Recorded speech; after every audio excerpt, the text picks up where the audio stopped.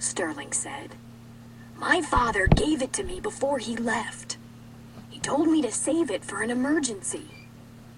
Sterling sighed, and then he poured out the whole story. "My mother hasn't been able to pay any rent since we moved in," he said. "I offered her the $20 lots of times, but she always said no.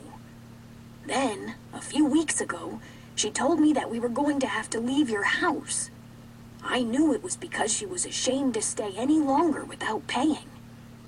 She wouldn't feel so bad if she could help with the housework, but your mother won't let her. I figured if I could trick her into taking the $20, she might use it for rent. So, I made her think it came in a letter from my father." Kit squinted at Sterling, trying to understand. "You sneaked the money into the letter?" she asked. Sterling shook his head. "No," he said. "It's worse than that." He paused. "I wrote the letter myself. I typed it on your typewriter." "What?" Kit and Ruthie asked together. "The truth," Sterling hesitated.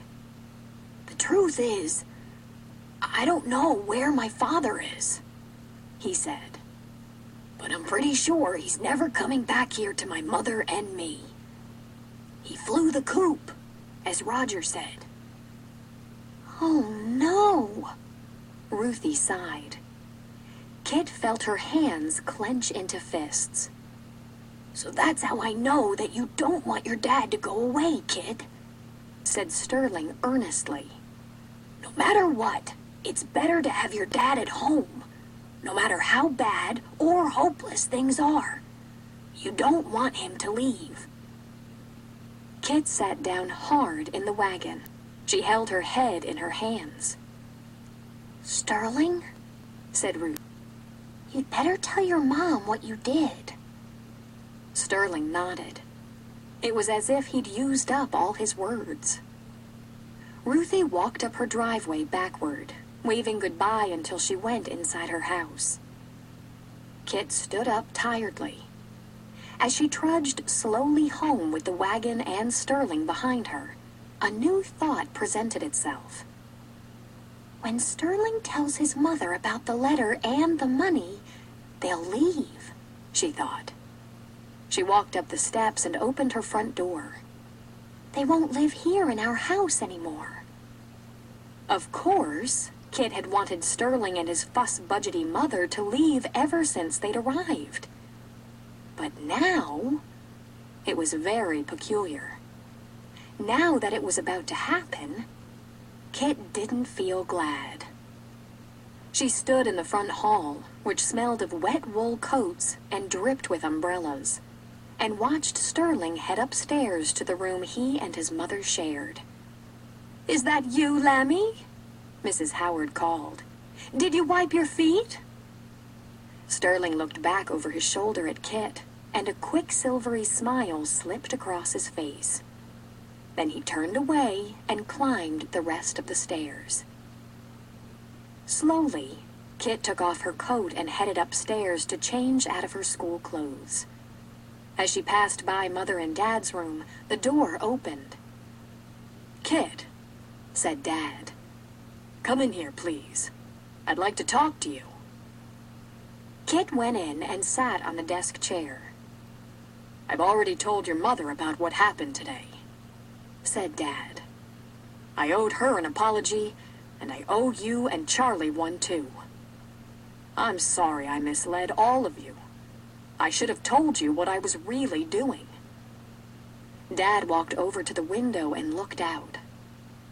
"I've been going to the soup kitchen for weeks now, to eat and to get food to bring home. We've been so short of food, it was the only way I could contribute to the household." Are we really that poor?" asked Kit, almost in a whisper. "Yes," said Dad. "We are. But I didn't want any of you to know. That's why I pretended not to be hungry here at home. I'd have lunch at the soup kitchen, and then I could give my breakfast or dinner away to make our groceries stretch further. Dad turned to face Kit. I shouldn't have led you to believe that I'd find a job here in Cincinnati soon. I guess my only excuse is that I wanted it to be true. Kit went to stand next to Dad. He put his arm around her shoulder. "But," said Dad, "it's time for me, for all of us, to face the truth. And the truth is that there's nothing for me to do here. There's no point in studying the want ads in the newspapers every day for a job that's never going to appear. So your mother and I have decided.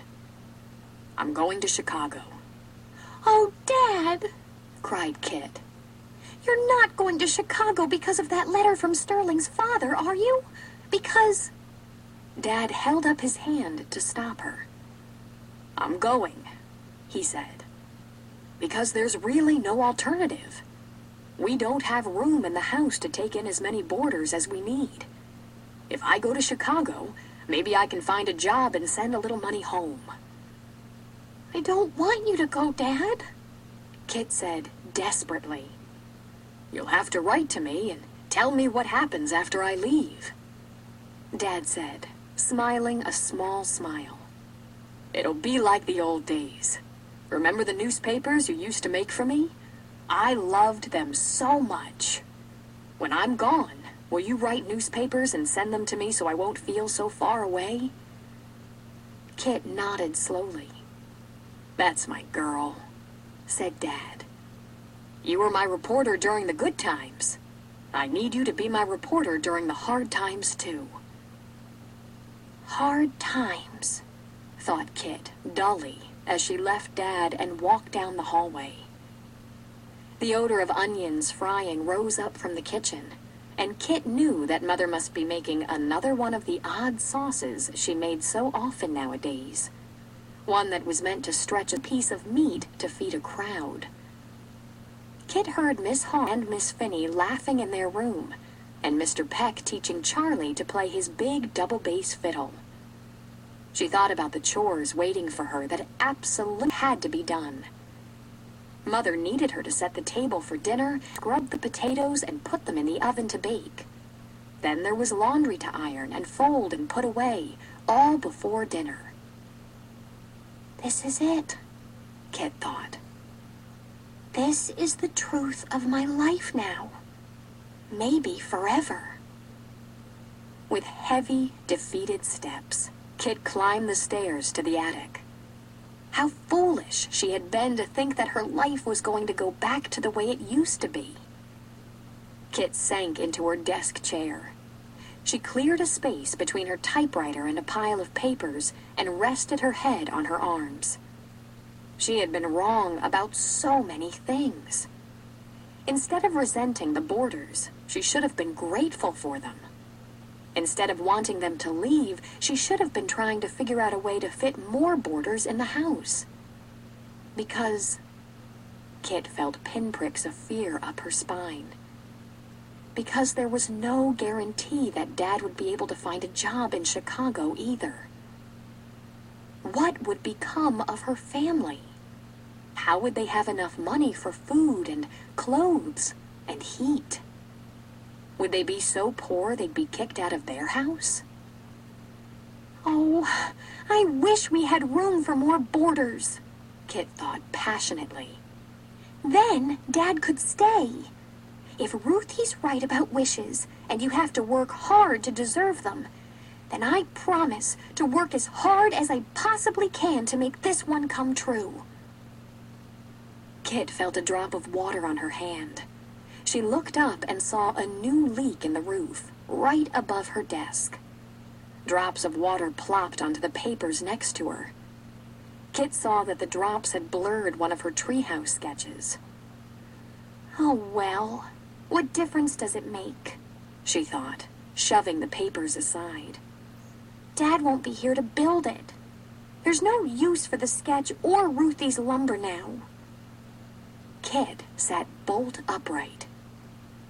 "Unless..." Wait a minute.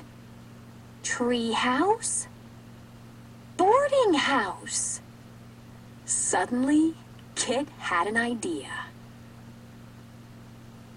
All through dinner, Kit was distracted, thinking about her idea. The more she thought about it, the better she liked it. As soon as they were alone in the kitchen, washing the dishes after dinner, Kit presented her idea to Mother. Mother, She said, I've been thinking. Ruthie's father has a stack of lumber left over from their new garage. He said Ruthie and I could have it to build a treehouse. But I bet he wouldn't mind if we used the lumber to fix up Charlie's sleeping porch instead. If we made it nice enough, then maybe Mr. Peck would move in with Charlie. And then? Mother asked. Then we could put 2 new boarders in Mr. Peck's room, said Kit.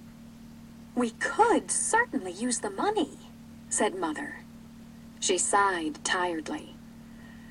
But I just don't know if I could handle the extra work that 2 more boarders would be.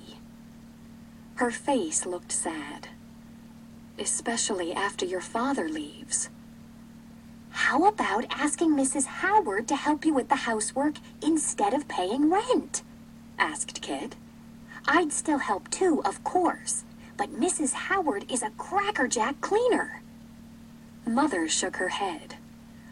I'm not sure she'd agree to that, she said. Oh, I think she would, said Kit. Sterling says she wants to help. Mother was quiet for a thoughtful moment. Then she said, Kit, dear, it's very ingenious of you to have thought of all this, and it would be very nice of you and Ruthie to sacrifice your treehouse lumber. But I'm afraid lumber for the renovation is not our only problem. We don't have money to pay a carpenter. Who'd do the work? Kit sighed and sat down at the kitchen table, discouraged. Then, suddenly, she and Mother looked at each other.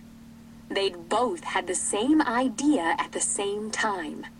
Together they said, Dad! Dad could do it, said Kit. He's great at building things. Yes, agreed Mother. But the idea would have to be presented to him in just the right way. Now that he's decided to go, it'll be hard to change his mind. Grinned from ear to ear. You leave that to me, she said, full of enthusiasm. I have a great plan. Mother smiled at last. All right, she said. Give it a try. Thanks, Mother, said Kit. She hugged Mother and then darted out the kitchen door and flew up the stairs 2 at a time. She couldn't carry out her plan alone, but she knew just whom to ask for help. Kit knocked on Sterling's door. Yes, said Mrs. Howard. When she opened the door, Kit saw that the room was neat as a pin. May I please speak to Sterling?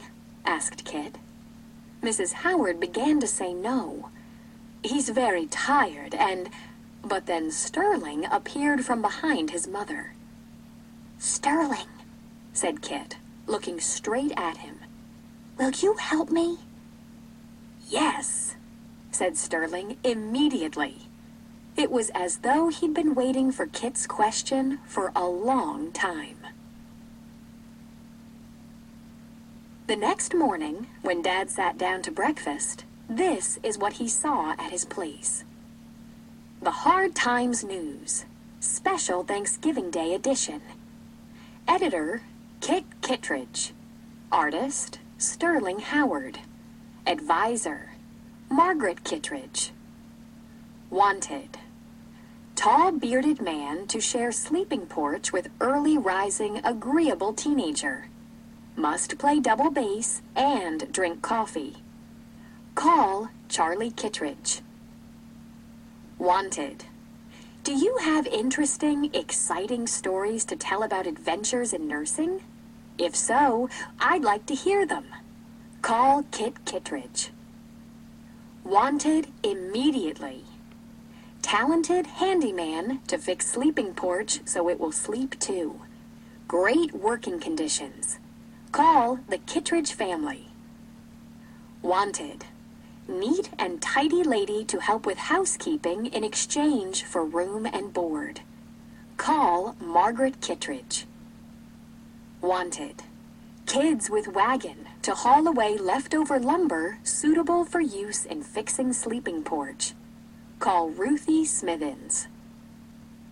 Kit, Sterling, and Mother sat on the edges of their seats, watching Dad read the Hard Times news.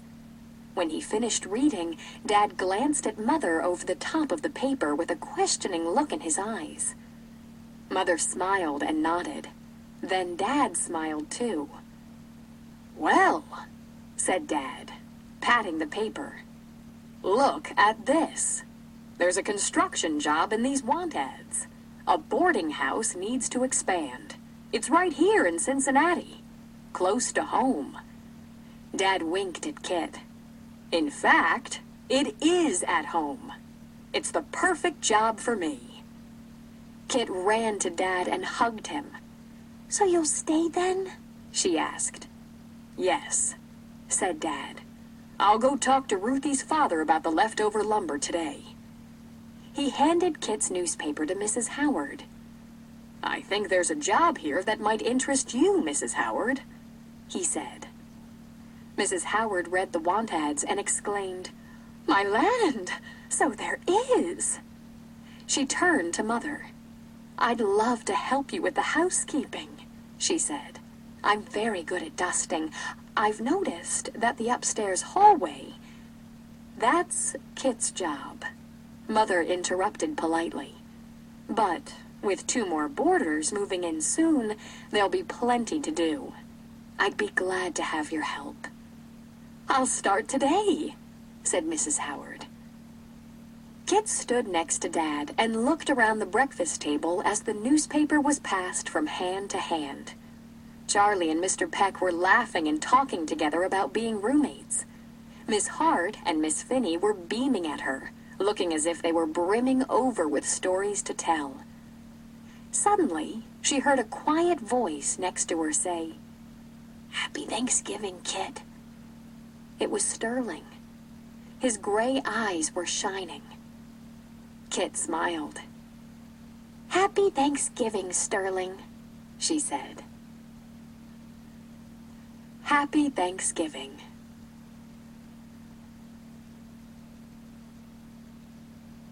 Looking back, 1934. A peek into the past. School in 1934. When Kit was in school in the early 1930s, students were separated by grade into individual classrooms, just as they are today. They sat in sturdy desks that went to the floor in neat rows, and they stood every morning to recite the Pledge of Allegiance. Boys and girls formed orderly lines to go in and out for recess. Classrooms were quieter, and teachers were stricter than they are today. Children in Kit's time studied many of the same subjects students do today: reading, spelling, arithmetic, geography, and history. Special subjects such as art, music, and physical education were taught by teachers who visited individual classrooms once or twice a week. One of the special weekly subjects in the Cincinnati school that Kit attended was penmanship, or handwriting. However, the Great Depression that had started in 1929 was beginning to affect every part of society, including schools. As the Depression deepened and more people lost their jobs and homes, schools started having serious money troubles too. By 1932, 3 years into the Depression and the year Kit's story begins, many schools could no longer afford new books and supplies. In some schools, broken windows were not replaced and roofs started to leak. To save money, school boards canceled special programs, such as kindergartens, and shortened the school year by making school holidays longer and closing schools earlier in the year. Some states had so little money that the school year lasted only 3 months. In especially depressed areas, such as the rural South, where a lack of rain caused many farms to fail, schools simply closed down when their money ran out. By April 1934, nearly 20,000 schools had closed completely, turning away more than 1 million students. Many of those students and their families left the dying farms of the South and the Midwest for the rich agricultural fields of California. There, parents hoped to find good jobs and a new life for their children. Instead, most ended up as poorly paid temporary farm workers. Families traveled from field to pick whatever crop was ready for harvest, and children had little more than a few weeks of schooling at a time. Before the Depression hit, the average teacher's salary was about $155 per month, or almost $8 per day. To save money without closing schools, some states cut teacher salaries. In Iowa, teachers were paid only $40 per month, or about $2 per day. But even after salary cuts, some schools didn't have enough money to pay their teachers. Many teachers went without pay for months.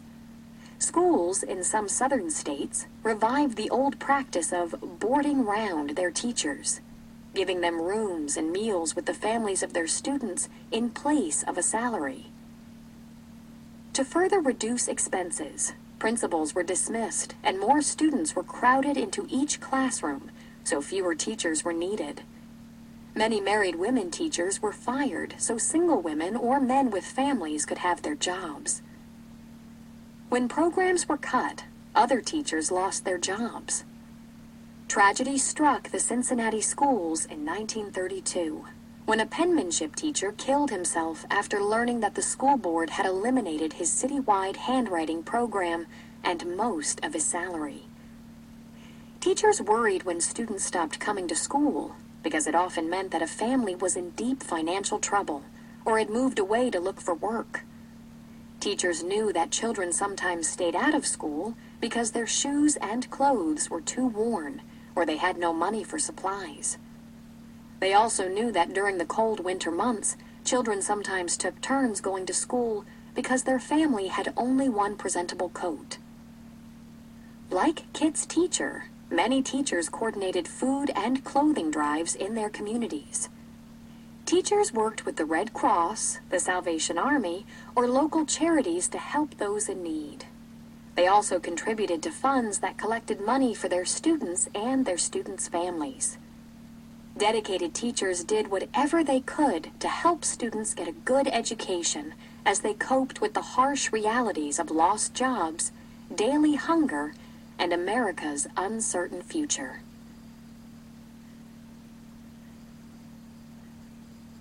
This ends, Kit learns a lesson. Kit's surprise, a Christmas story. The Kittredges may lose their house. Can Kit still find a way to make Christmas merry and bright for her family?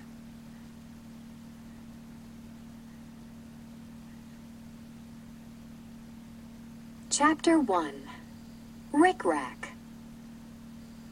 On a bright, brisk Saturday afternoon in December, Kit Kittredge and her best friend Ruthie were cheerfully skittering down the sidewalk together like blown leaves. They were going to the movies, which they loved to do. When the girls were close to the movie theater, Kit leaned forward. She put her fists in her pockets and pushed down so that the front of her coat covered more of her dress. Hey, Kit, are you okay? Asked Ruthie kindly. Does your stomach hurt or something? No, said Kit. I'm fine. Then how come you're all hunched over like that? Asked Ruthie. Because, said Kit, I don't want everyone to see the rick-rack on my dress. Why not? Asked Ruthie. It's cute. Cute? Said Kit. I hate it. My mother sewed it over the crease that was left when she let the hem down. I think it looks terrible. Actually, Kit felt as if the rickrack were a big, embarrassing sign that said to everyone, "Look at this old, outgrown dress I have to wear because I'm too poor to get a new one." But she did not explain that to Ruthie. Luckily, Ruthie was the kind of friend who was helpful even without explanations. "Walk behind me," she said.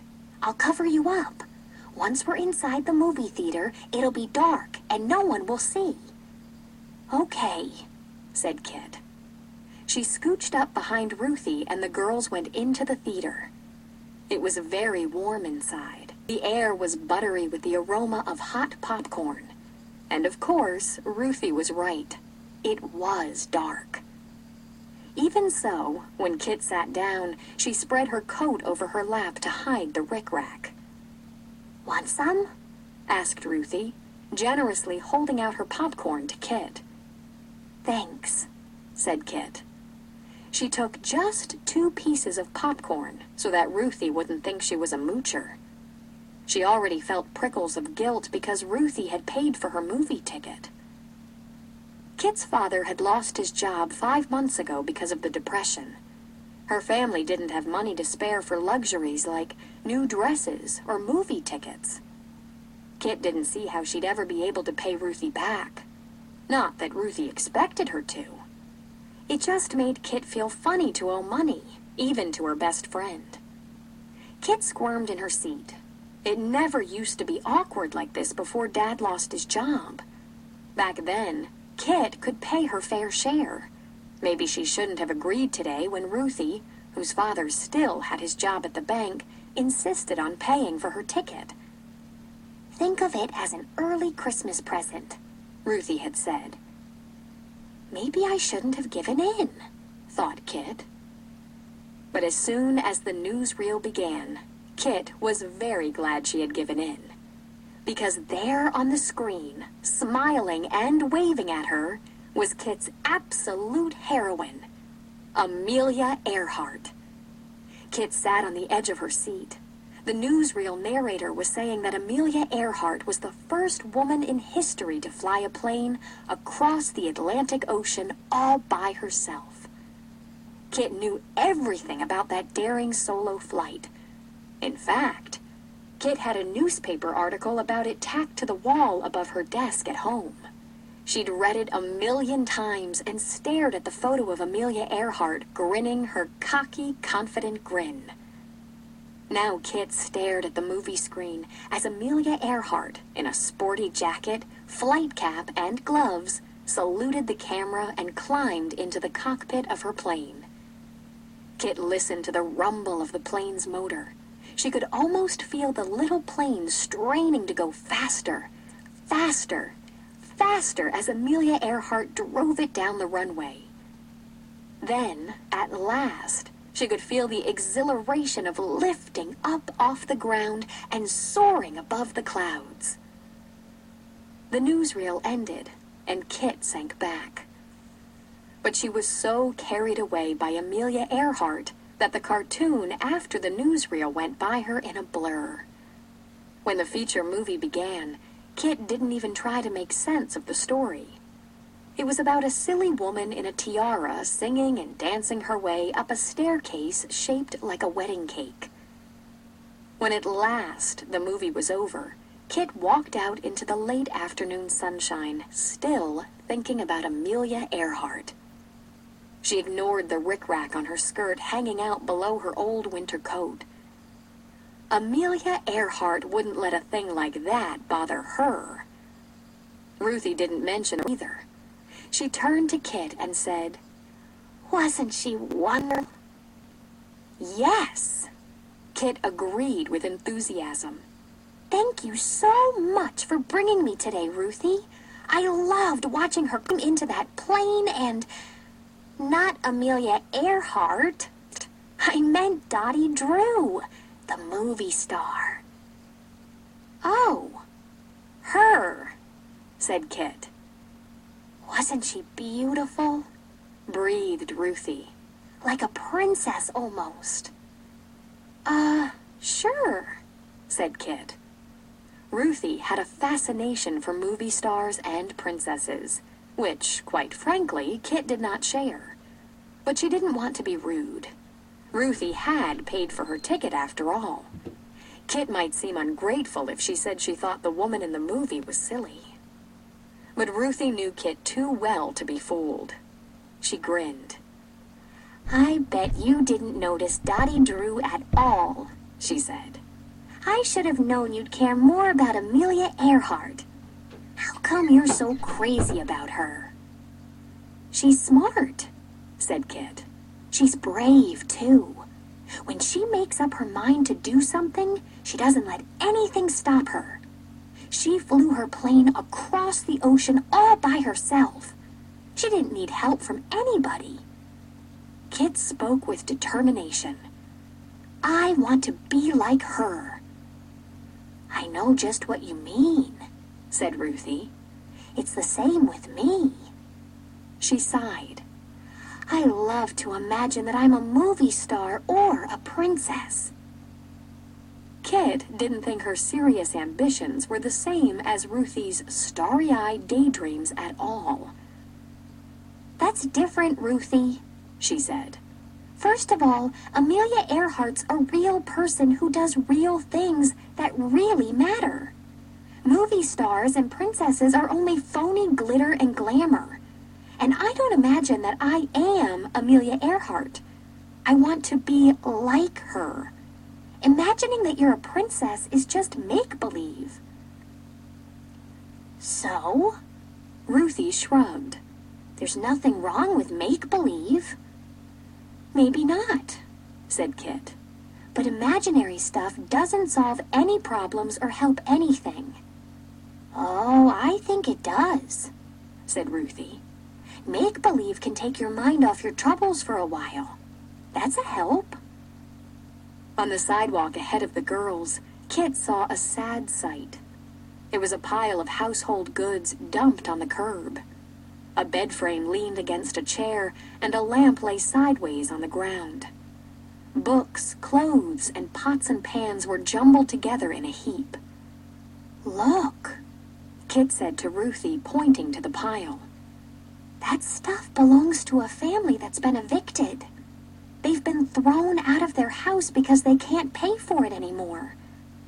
You've got to admit that make-believe and imagination are not going to help them."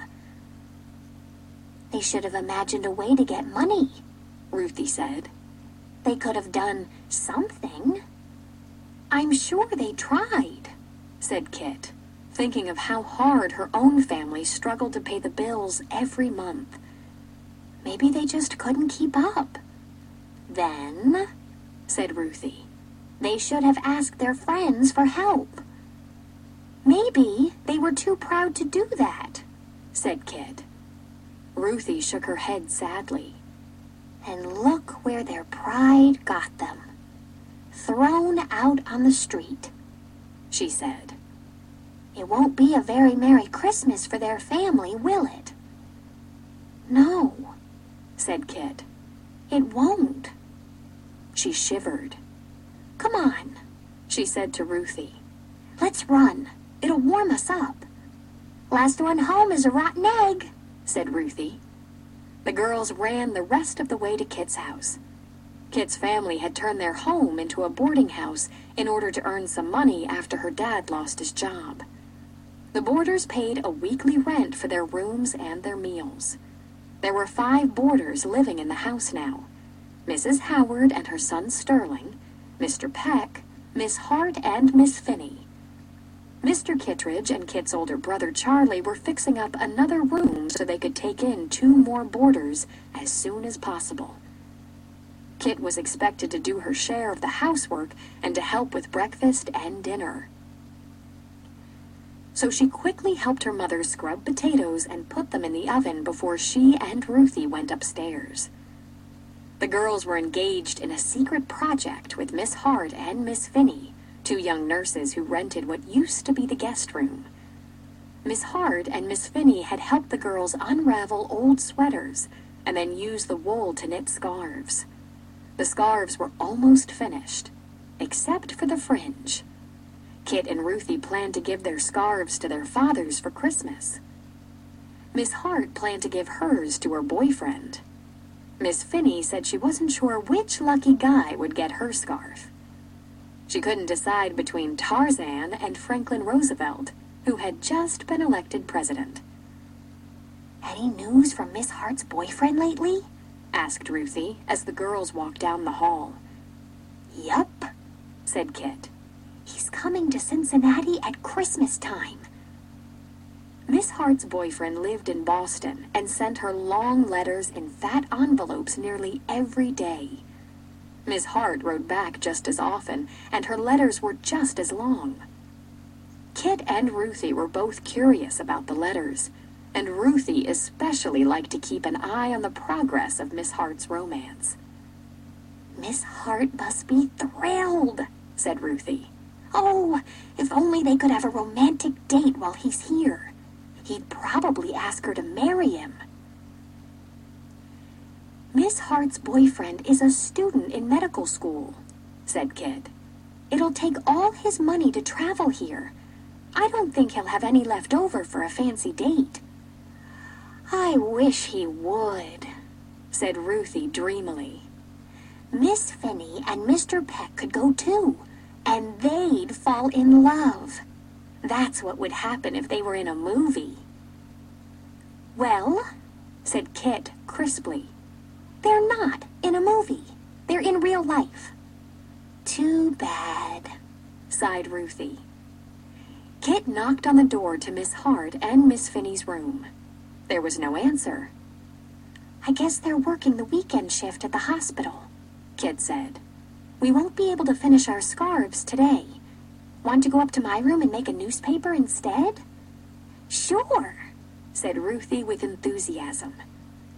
Both girls loved making newspapers, which they shared with the boarders and Kit's family.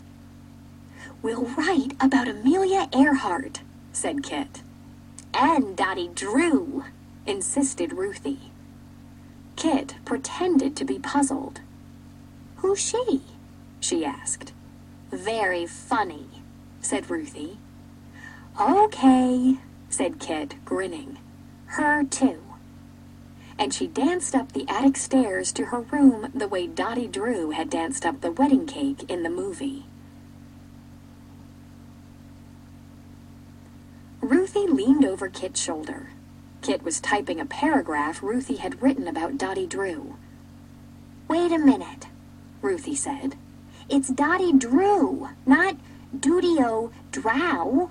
And she's a movie star, not a movie-o tar. You better fix those mistakes. I can't, sighed Kit. My typewriter keys are broken. The O looks like a U, and the E looks like an O. And the S doesn't work at all. Oh, well, that's okay, said Ruthie.